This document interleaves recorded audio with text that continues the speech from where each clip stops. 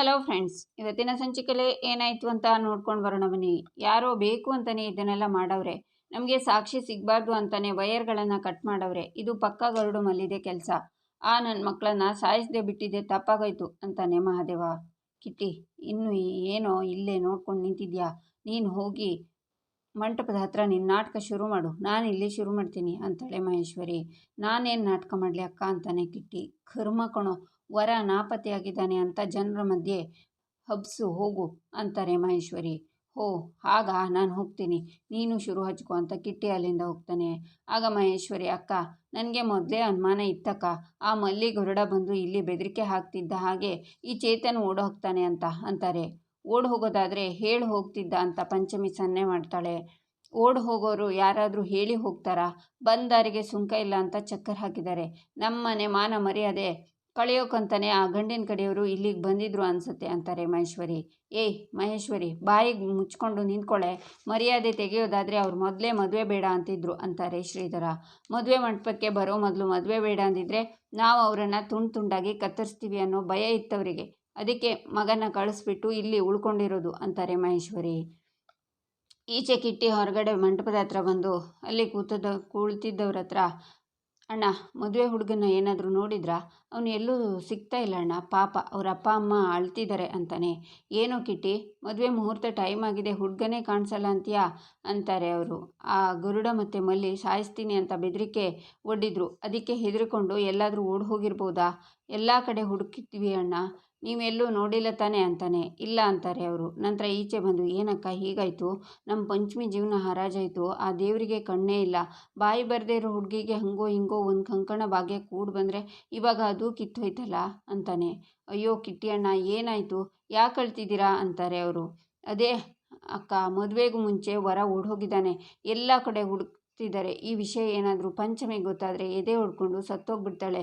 ಎಲ್ಲಿದ್ದಾನೋ ಏನು ಕಥೆನೋ ಅಂತ ಈಚೆ ಬಂದು, ಅಣ್ಣ ವಿಷಯ ಗೊತ್ತಾಯ್ತಾ? ಮದುವೆ ಆಗಬೇಕಾಗಿರೋ ಹುಡುಗ ಓಡೋಗಿದ್ದಾನೆ ಅಂತಾನೆ ಕಿಟ್ಟಿ. ಈಗ ತಾನೇ ನೋಡಿದ್ನಲ್ಲ ಅಣ್ಣ ಅಂತಾರೆ ಅವರು. ಎಲ್ಲಿ ನೋಡಿದ್ರಿ ಅಂತಾನೆ ಕಿಟ್ಟಿ. ಅದೇ ಗಲಾಟೆ ಆಗುವಾಗ ಅಂತಾರೆ. ಗಲಾಟೆ ಆದಮೇಲೆ ಹುಡುಗ ಹೆದರ್ಕೊಂಡು ಓಡೋಗಿದ್ದಾನೆ. ನಮ್ಮ ಪಂಚಮಿ ಮರ್ಯಾದೆ ಹರಾಜಾಗೋಯ್ತು. ಮಾತು ಬರದೇ ಇರೋ ಹುಡುಗಿನ ಯಾರಣ್ಣ ಮದುವೆ ಆಗ್ತಾರೆ? ಪಂಚಮಿ ಜೀವನನ ಹಾಳು ಮಾಡಿಬಿಟ್ಟ ಅಣ್ಣ ಅವನು ಅಂತಾನೆ ಕಿಟ್ಟಿ. ಆಗ ಎಲ್ಲರೂ ಒಬ್ರಿಗೊಬ್ರು ಮಾತಾಡ್ಕೊಳ್ಳೋಕ್ಕೆ ಶುರು ಮಾಡ್ತಾರೆ.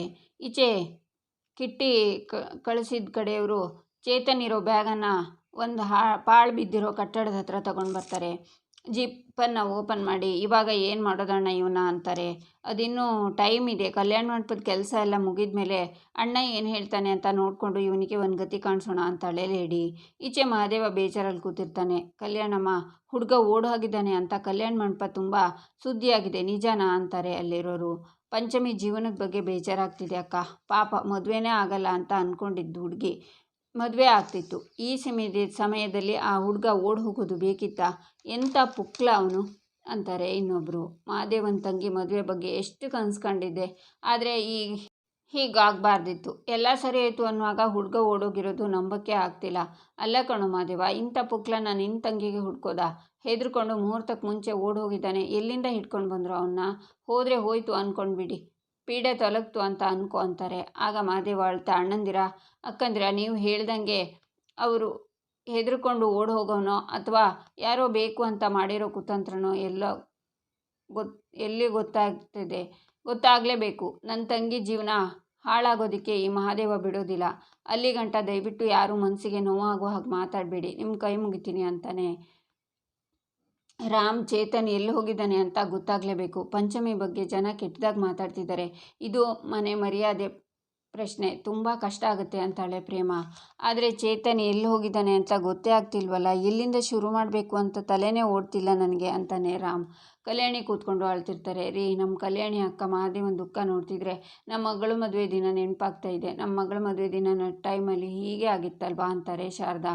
ಹೌದು ಶಾರದಾ, ಗಂಡು ಹಸೆಮಣೆ ಮೇಲೆ ಕೂತು ಹೆಣ್ಣಿನ ಕೊಳ್ಳಿಗೆ ತಾಳಿ ಕಟ್ಟೋವರೆಗೂ ಈ ಮದುವೆ ಅನ್ನೋ ಜೂಜಾಟ ಆಗಿಬಿಟ್ರೆ ಹೀಗೆ ಮದುವೆ ಮನೆಯಿಂದ ಗಂಡು ನಾಪತ್ತೆ ಆದರೆ ಬರೀ ಹೆಣ್ಣಿನ ಜೀವನದ ಪ್ರಶ್ನೆ ಅಲ್ಲ, ಇಡೀ ಕುಟುಂಬ ಸಾವಿಗಿಂತ ಘೋರವಾದ ಶಿಕ್ಷೆ ಅನುಭವಿಸ್ಬೇಕಾಗತ್ತೆ. ಛೇ ಅಂತಾರೆ ಸತ್ಯ.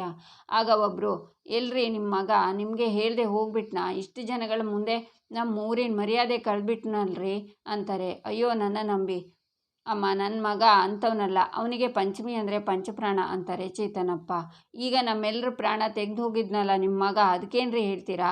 ನಮ್ಮ ಮನೆ ಮಾನ ಮರ್ಯಾದೆ ಬೀದಿ ಪಾಲಾಗಿದೆ. ಹೀಗೆ ಮದುವೆ ಮಂಟಪದಿಂದ ಓಡಿ ಹೋಗಿದ್ದಾನಲ್ಲ, ನಾನೇ ನಮ್ಮ ಮಗಳನ್ನ ಯಾರ್ರೀ ಮದುವೆ ಆಗ್ತಾರೆ? ಅವಳಿಗೆ ಯಾರ್ರೀ ಗಂಡು ಕೊಡ್ತಾರೆ ಹೇಳ್ರಿ ಅಂತಾಳೆ ಮಹೇಶ್ವರಿ. ಮದುವೆ ನಡೀತೈತೆ ಅಂತಾನೆ ಮಹಾದೇವ. ಆಗ ಎಲ್ಲರೂ ಶಾಕ್ನಿಂದ ಮಹಾದೇವನ್ನೇ ನೋಡ್ತಾರೆ. ಈಚೆ ಚೇತನ್ನ ಬಳ್ಳಿಯಿಂದ ಕಟ್ಟಾಕಿರ್ತಾರೆ. ಆಗ ಚೇತನ್ಗೆ ಎಚ್ಚರ ಆಗುತ್ತೆ. ಆಚೆ ಈಚೆ ಎಲ್ಲ ನೋಡ್ತಾನೆ. ಎಲ್ಲಿದ್ದೀನಿ ನಾನು ಅಂತ ಲೇಡಿ ಮುಖಕ್ಕೆ ಸ್ಪ್ರೇ ಮಾಡಿದ್ದನ್ನು ನೆನ್ಪು ಮಾಡಿಕೊಂಡು ಅಲ್ಲಿರೋರನ್ನು ನೋಡಿ, ಅಯ್ಯೋ ನಾನು ಕಿಡ್ನಾಪ್ ಆಗಿದ್ದೀನಿ, ಹೇಗಾದರೂ ಮಾಡಿ ತಪ್ಪಿಸ್ಕೋಬೇಕು ಅಂತಾನೆ ಚೇತನ್. ಈಚೆ ಮಹಾದೇವ ಆ ಚೇತನ್ ಪಾತಾಳದಲ್ಲೇ ಅಡಗಿದ್ರು. ಅವನ್ನ ಎತ್ತಾಕೊಂಡು ಬಂದು ನನ್ನ ತಂಗಿ ಕಣ್ಣೀರು ಒರೆಸ್ತೀನಿ, ನಾನು ಹೋಗಿ ಅವನ್ನ ಕರ್ಕೊಂಡು ಬರ್ತೀನಿ. ಅಮ್ಮ ಚೇತನ್ ತಾವ ನಿನ್ನ ಫೋನ್ ನಂಬರ್ ಇತ್ತಲ್ವಾ ಅಂತಾನೆ ಮಹಾದೇವ. ಇತ್ತಪ್ಪ, ಒಂದೆರಡು ಸಲ ಪಂಚಮಿ ಹತ್ರ ಮಾತಾಡಬೇಕು ಅಂತ ಫೋನ್ ಮಾಡಿದ್ದ ಅಂತಾರೆ ಕಲ್ಯಾಣಿ. ಹಾಗಾದರೆ ಒಂದು ಕೆಲಸ ಮಾಡು, ನಾನು ಪಂಚಮಿ ಫೋನ್ ತಗೊಂಡು ಹೋಗ್ತೀನಿ. ಅಪ್ಪಿತಪ್ಪಿ ಏನಾದರೂ ಚೇತನ್ ಫೋನ್ ಮಾಡಿದರೆ ನನಗೆ ತಿಳಿಸು. ಅಳಬೇಡ ಅಮ್ಮ, ಈ ನಿನ್ನ ಮಗ ಬದುಕಿರೋ ಗಂಟ ಪಂಚಮಿ ಬಾಳು ಕತ್ಲಾಗೋಕೆ ಬಿಡಲ್ಲ. ಧೈರ್ಯವಾಗಿರು ಪಂಚಮಿ, ಈ ಅಣ್ಣನ ಮ್ಯಾಕೆ ನಿನಗೆ ನಂಬಿಕೆ ಇದೆ ತಾನೆ?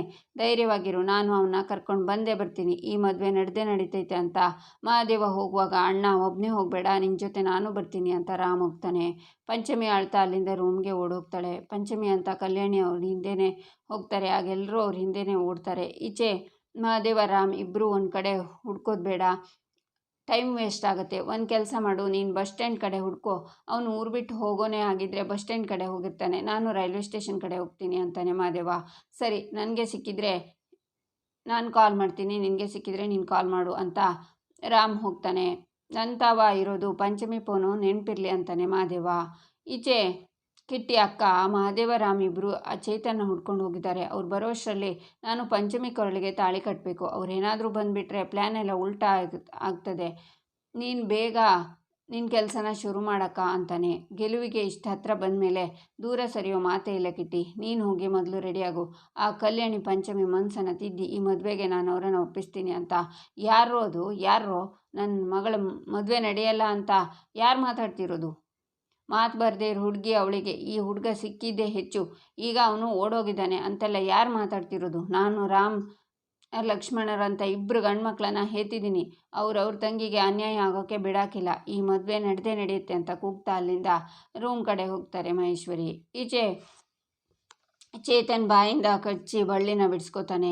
ಈಚೆ ಚೇತನ್ನ ಹೇಳ್ಕೊಂಡು ಬಂದಿರೋರು ಅಲ್ಲೇ ಆಚೆ ನಿಂತ್ಕೊಂಡು, ನೋಡು ಆ ಮದುವೆ ಹುಡುಗನ ನೋಡಿ ತುಂಬ ಹೊತ್ತಾಯಿತು, ಅವನೇನಾದರೂ ಎಸ್ಕೇಪ್ ಆದರೆ ನಮ್ಮ ತಲೆ ಮೇಲೆ ಬರುತ್ತೆ ಅಂತಾರೆ. ಅವನಿಗೆ ಬಿದ್ದಿರೋ ಏಟಲ್ಲಿ ಅವನು ಹೇಳೋದು ಕಷ್ಟ, ಆದರೂ ಒಂದು ಸಲ ನೋಡ್ಕೊಂಡು ಬರೋಣ ಬಾ ಅಂತಾಳೆ ಲೇಡಿ.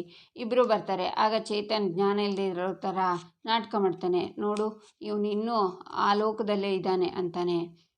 ಇನ್ನೂ ಎದ್ದೇಳೋಕ್ಕೆ 2 ಅವರ್ ಬೇಕು, ಅಷ್ಟರಲ್ಲಿ ಎಲ್ಲ ಕೆಲಸ ಆಗಿರುತ್ತೆ, ನಡಿ ಅಂತ ಲೇಡಿ ಹೋಗ್ತಾಳೆ.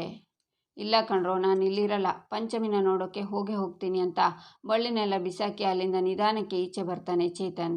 ಈಚೆ ಕಾವ್ಯ, ಪಂಚಮಿ ಪ್ಲೀಸ್ ಅಳಬೇಡ, ನೋಡು ನಿಮ್ಮಣ್ಣ ಹೋಗಿದ್ದಾನೆ ಅಲ್ವಾ, ಖಂಡಿತವಾಗ್ಲೂ ಚೇತನ್ನ ವಾಪಸ್ ಕರ್ಕೊಂಡು ಬಂದೇ ಬರ್ತಾನೆ. ಚೇತನ್ ನಿನ್ನ ಎಷ್ಟು ಪ್ರೀತಿಸ್ತಾರೆ ಅಂತ ನಮಗೆ ಎಲ್ರಿಗೂ ಗೊತ್ತಿದೆ ಅಲ್ವಾ, ನಿನ್ನ ನಡು ಬೀದಿನಲ್ಲಿ ಕೈ ಬಿಡೋದಿಲ್ಲ ಕಣೆ ಅಂತಾಳೆ. ಹೌದು ಪಂಚಮಿ, ಗಲಾಟೆ ಆದಮೇಲೆ ಚೇತನ್ ನಿನ್ನ ಹತ್ರ ಬಂದು ಏನು ಹೇಳ್ದೆ ಹೇಳು? ಯಾವುದೇ ಶಕ್ತಿನೂ ನಮ್ಮಿಬ್ಬರನ್ನ ದೂರ ಮಾಡೋಕ್ಕಾಗಲ್ಲ ಅಂತ ಹೇಳ್ದ ಅಲ್ವಾ, ಓಡೋಗ್ತಾನಾ ಹೇಳು ಅಂತಾಳೆ ಪ್ರೇಮ. ಆಗ ಮಹೇಶ್ವರಿ ಬಂದು, ಪಂಚಮಿ ನಿನ್ನ ನೋಡಿದರೆ ನನಗೆ ಹೊಟ್ಟೆ ಉರಿತಿದೆಯಮ್ಮ.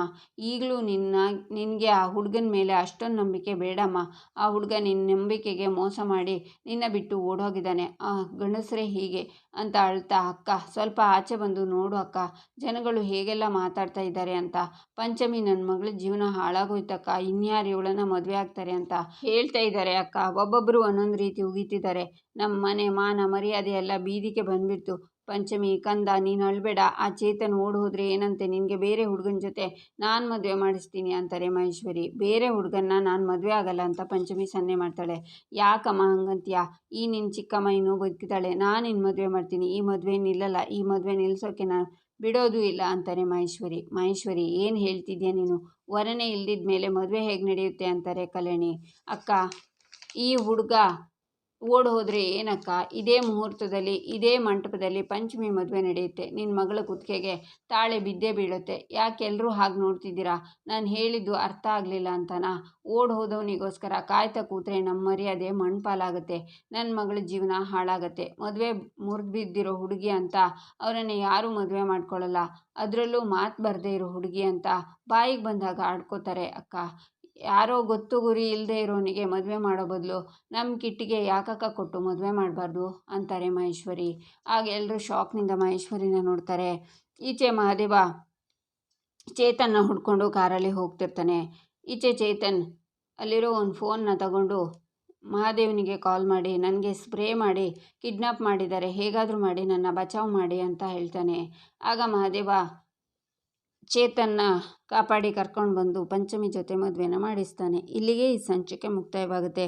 ಮುಂದಿನ ಸಂಚಿಕೆಗಾಗಿ ನಮ್ಮ ಚಾನಲನ್ನು ನೋಡಿ ಸಬ್ಸ್ಕ್ರೈಬ್ ಮಾಡಿ, ಲೈಕ್ ಮಾಡಿ, ಸಪೋರ್ಟ್ ಮಾಡೋದನ್ನು ಮರಿಬೇಡಿ.